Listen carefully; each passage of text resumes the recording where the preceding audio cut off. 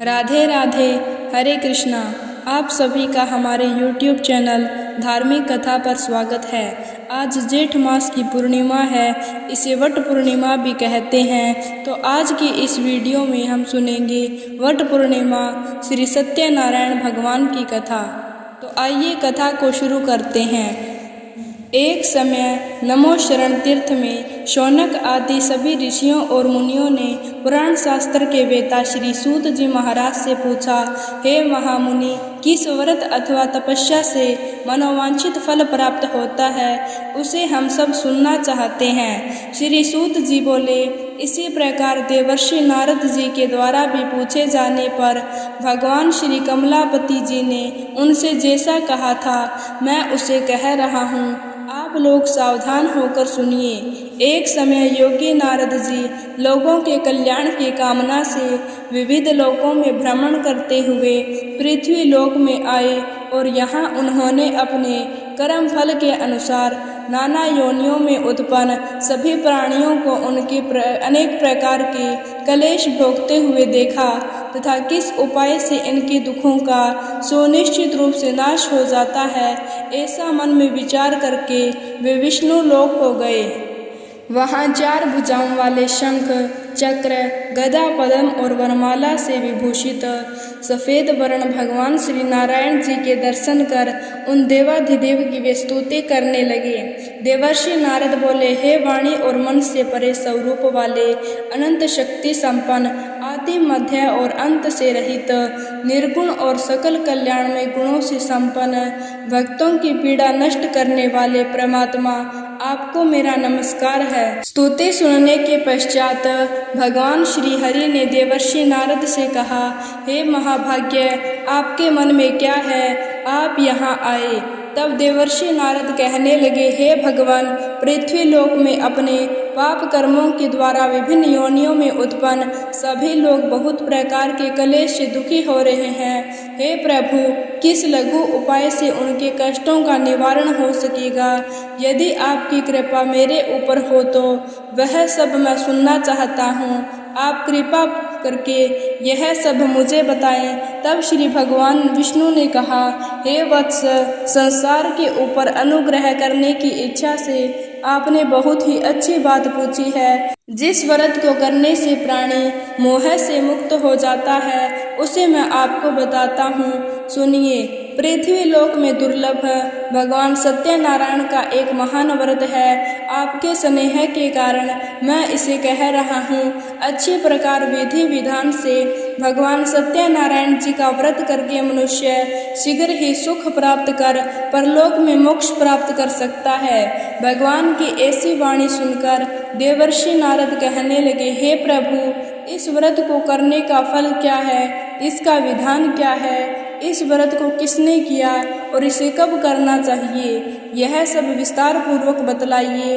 तब भगवान श्री हरि कहने लगे, यह श्री सत्यनारायण जी का व्रत दुख शोक आदि का शमन करने, धन धान्य के वृद्धि करने, सौभाग्य और संतान देने वाला है तथा इससे सर्वत्र विजय प्रदान होती है। जिस किसी भी भक्ति और श्रद्धा से समन्वित होकर मनुष्य ब्राह्मणों और बंधु बांधवों के साथ धर्म में तत्पर होकर सायंकाल में भगवान श्री सत्यनारायण की पूजा करे, नैवेद्य के रूप में उत्तम कोटि के भोज्य पदार्थों को सवाया मात्रा में भक्ति पूर्वक अर्पित करे, केले के फल, घी, दूध, गेहूं का चूर्ण अथवा गेहूं के चूर्ण में साठी का चूर्ण, शक्कर या गुड़, यह सब योग्य सामग्री सवाया मात्रा में एकत्रित कर निवेदित करनी चाहिए।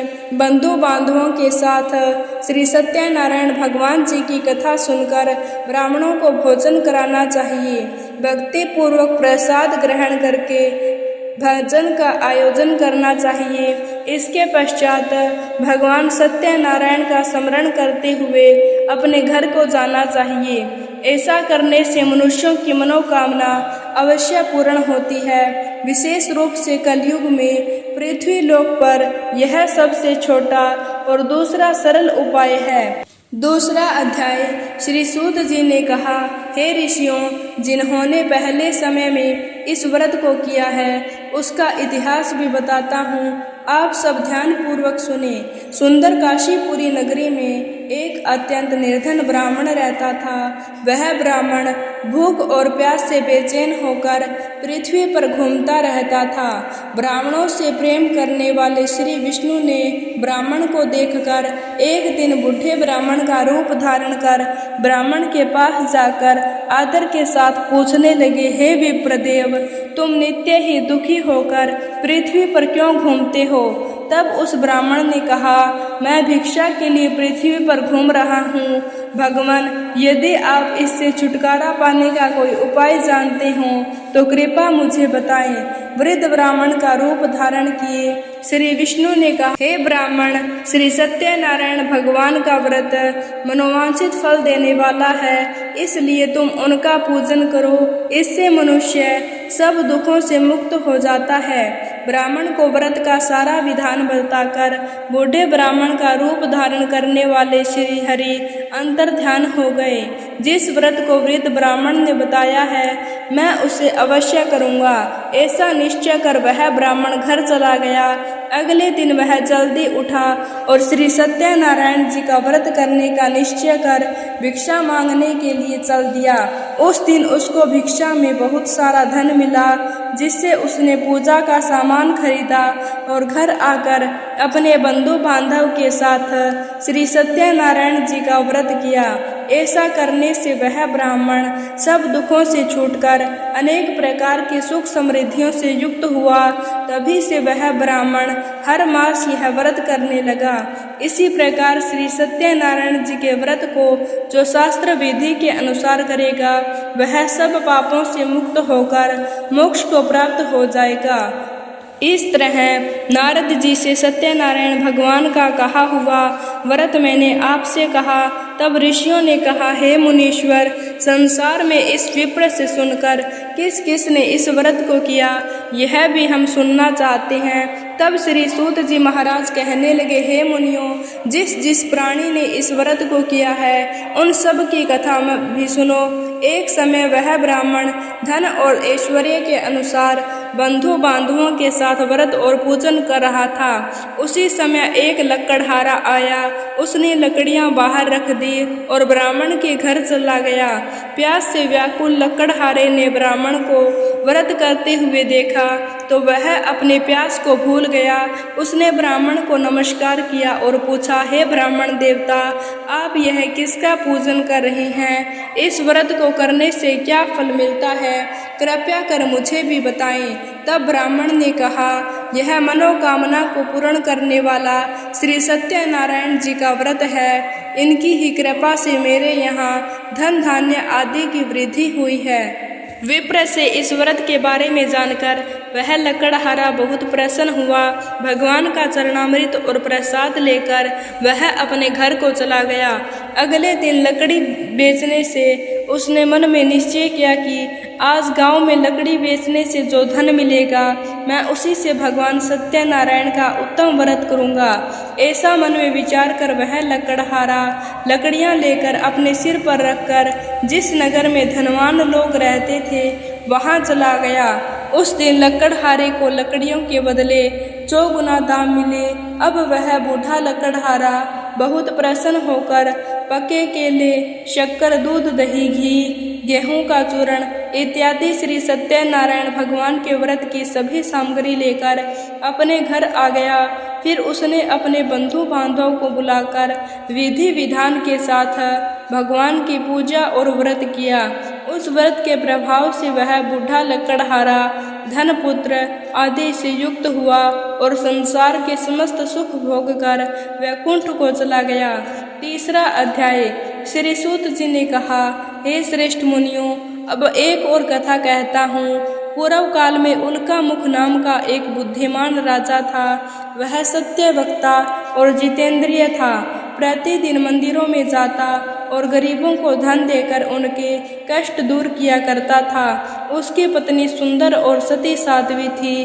भद्रसलाला नदी के तट पर उन दोनों ने श्री सत्यनारायण भगवान जी का व्रत किया। साधु नामक एक वेश्य राजा को व्रत करते देखकर उनसे पूछने लगा, हे राजन, भक्ति युक्त मन से आप यह क्या कर रहे हैं? मेरी सुनने की इच्छा है। तब महाराज उल्कामुख ने कहा, हे साधु वेश्य, मैं अपने बंधु बांधव के साथ संतान प्राप्ति के लिए भगवान श्री सत्यनारायण जी का व्रत और पूजन कर रहा हूँ। तब उसने कहा, हे राजन, मुझे भी इस सब की विधि विधान बताइए। मैं भी आपके कहे अनुसार यह व्रत करूँगा। मेरे भी कोई संतान नहीं है और मुझे विश्वास है कि इससे निश्चय ही मेरे यहाँ भी संतान होगी। राजा से सब विधान सुनकर व्यापार से निवृत्त होकर वह खुशी खुशी अपने घर गया। वेश्या ने अपनी पत्नी लीलावती से संतान देने वाले उस व्रत का समाचार सुनाया और निश्चय किया कि जब हमारे यहाँ संतान होगी तब भी मैं इस व्रत को करूँगा। एक दिन उसकी पत्नी लीलावती सांसारिक धर्म में प्रवृत्त होकर गर्भवती हो गई। उसने एक सुंदर कन्या को जन्म दिया। कन्या का नाम कलावती रखा गया। इसके बाद लीलावती ने अपने पति को याद दिलाया कि आपने जो भगवान का व्रत करने का संकल्प लिया था, अब आप उसे पूरा कीजिए। साधु वैश्य ने कहा, हे प्रिय, मैं कन्या के विवाह पर इस व्रत को अवश्य करूँगा। इस प्रकार अपनी पत्नी को आश्वासन देकर वह व्यापार करने चला गया। काफी दिनों के बाद वह लौटा तो उसने नगर में सखियों के साथ अपनी पुत्री को खेलते हुए देखा। वेश्या ने तुरंत कलावती के लिए कोई सुयोग्य वर की तलाश की। कंचन नगर के एक सुयोग्य वणिक पुत्र से अपने पुत्री का बंधु बांधवों सहित प्रसन्न मन से विवाह कर दिया। वेश्या विवाह के समय भी श्री सत्यनारायण भगवान का व्रत करना भूल गया। इस पर श्री सत्यनारायण भगवान की लीला हुई। अपने कार्य में कुशल साधु नामक वेश्या अपने दामाद सहित नाव को लेकर व्यापार करने समुद्र के समीप स्थित रतन सारपुरिया की माया से प्रेरित एक चोर राजा का धन चुराकर भागा जा रहा था। राजा के दूतों को अपने पीछे आते देखकर चोरों ने घबराकर राजा के धन को उनकी नाव में रख दिया और भाग गए। यहाँ ससुर और दामाद थे। राजा के दूतों ने जब धन उनकी नाव में देखा तो पकड़कर राजा के पास जाकर कहने लगे, महाराज, हम यह 2 चोर पकड़कर लाए हैं, आप आज्ञा दीजिए। राजा ने कारागार में डालने की आज्ञा दे दी। इस प्रकार राजा की आज्ञा से उनको कठिन कारावास में डाल दिया गया। उनका सारा धन भी ले लिया गया। सत्यनारायण भगवान जी की लीला के अनुसार साधु वेश्य की पत्नी लीलावती और पुत्री कलावती भी घर पर बहुत दुखी रहने लगी। उनके घर में रखा हुआ सारा धन चोर चुरा कर ले गए। एक दिन शारीरिक और मानसिक पीड़ा से और भूख प्यास से अति दुखी होकर भोजन की चिंता में कलावती एक ब्राह्मण के घर गई। उसने श्री सत्यनारायण भगवान का व्रत होते देखा। उसने कथा सुनी और प्रसाद ग्रहण कर रात को घर आई। तब माता ने कलावती से पूछा, हे पुत्री, तू अब तक कहाँ रही और तेरे मन में क्या है? तब कलावती कहने लगी, हे माता, मैंने श्री सत्यनारायण भगवान का व्रत होते देखा है। तब कलावती के वचन सुनकर लीलावती ने सत्यनारायण भगवान जी के पूजन की तैयारी की। उसने परिवार और बंधु बांधवों सहित मिलकर श्री सत्यनारायण भगवान जी का पूजन और व्रत किया और मनोकामना मांगी कि मेरे पति और दामाद शीघ्र ही घर लौट आएं। साथ ही उसने प्रार्थना भी की कि हे प्रभु, हम सबके अपराध क्षमा कीजिए।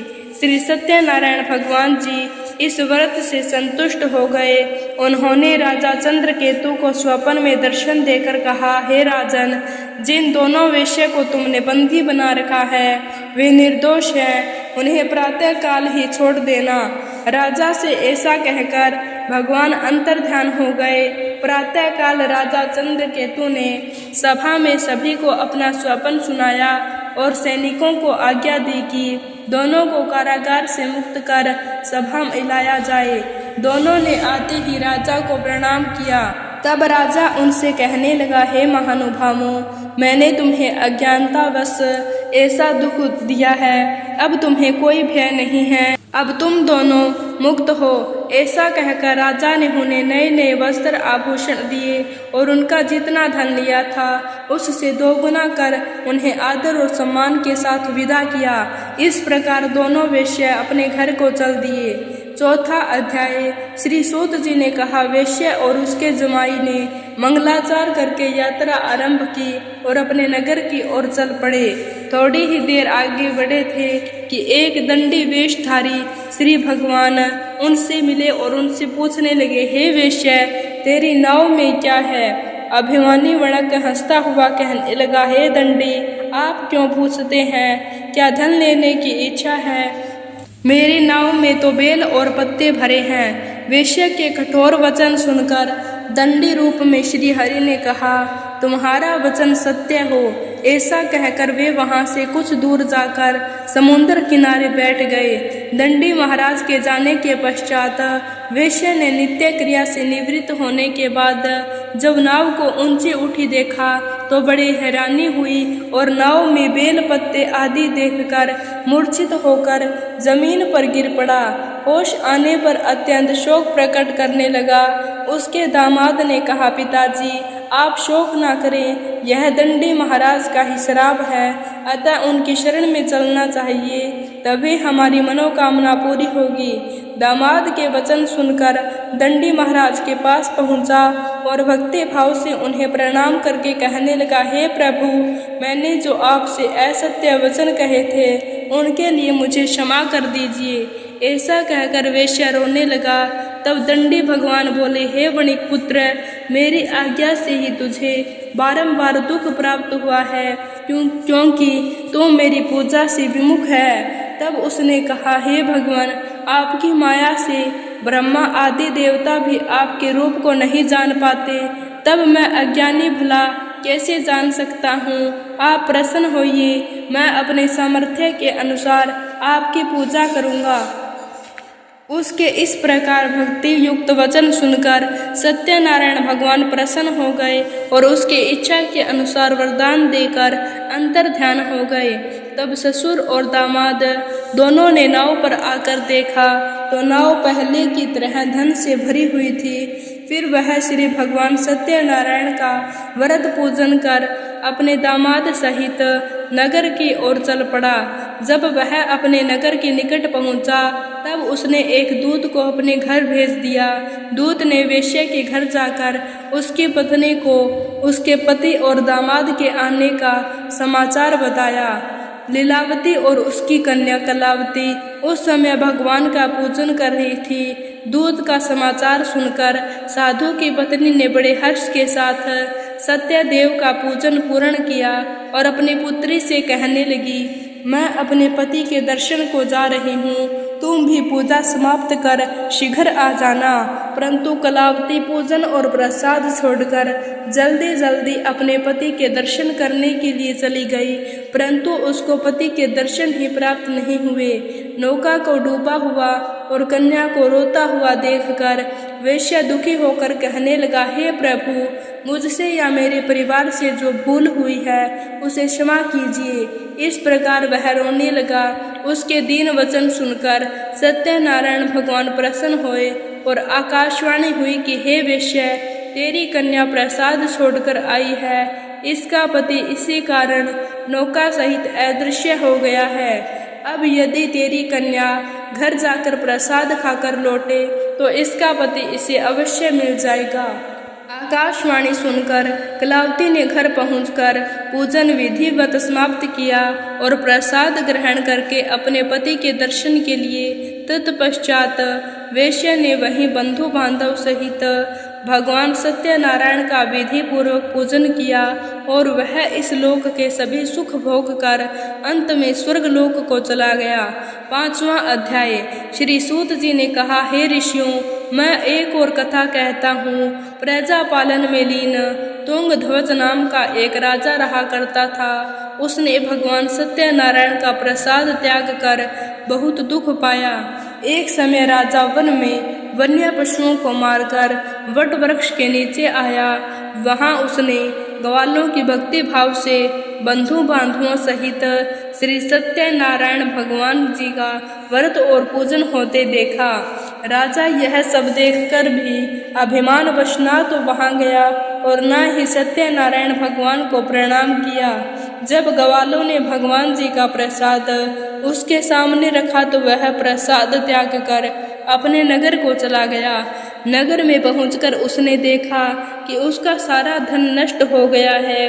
वह समझ गया कि यह सब भगवान सत्यनारायण ने ही किया है। तब वह वापस उसी स्थान पर आया और ग्वालों के पास गया और विधि पूर्वक पूजन कर प्रसाद ग्रहण किया तो सत्यनारायण भगवान की कृपा से सब कुछ पहले जैसा ही हो गया और फिर वह सारे सुख भोग कर अंत में स्वर्ग लोक को चला गया। जो मनुष्य इस परम दुर्लभ व्रत को करेगा, श्री सत्यनारायण भगवान की कृपा से उसे धन धान्य संतान सुख की प्राप्ति होगी और सभी मनोरथ पूर्ण होकर अंत में वह वैकुंठ धाम को जाता है। जिन्होंने पहले इस व्रत को किया है अब उनके दूसरी जन्म की कथा भी सुनिए। शतानंद नामक ब्राह्मण ने सुदामा के रूप में जन्म लेकर भगवान कृष्ण की भक्ति कर मोक्ष प्राप्त किया।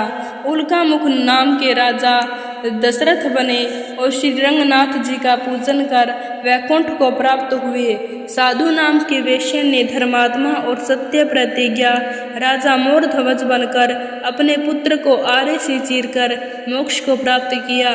महाराजा तुंगध्वज स्वयंभू मन्नु बने और उन्होंने बहुत से लोगों को भगवान की भक्ति में लीन कर मोक्ष प्राप्त किया। और वह लकड़हारा भील अपने अगले जन्म में गुहा नामक निषाद राजा हुआ जिसने भगवान श्री राम के चरणों की सेवा कर मोक्ष प्राप्त किया। तो भक्तों, यह थी पूर्णिमा की श्री सत्यनारायण भगवान की व्रत कथा। उम्मीद है आपको कथा अच्छी लगी होगी। अगर आपको वीडियो पसंद आया हो तो वीडियो को लाइक शेयर और चैनल को सब्सक्राइब जरूर करें। राधे राधे, जय श्री कृष्णा।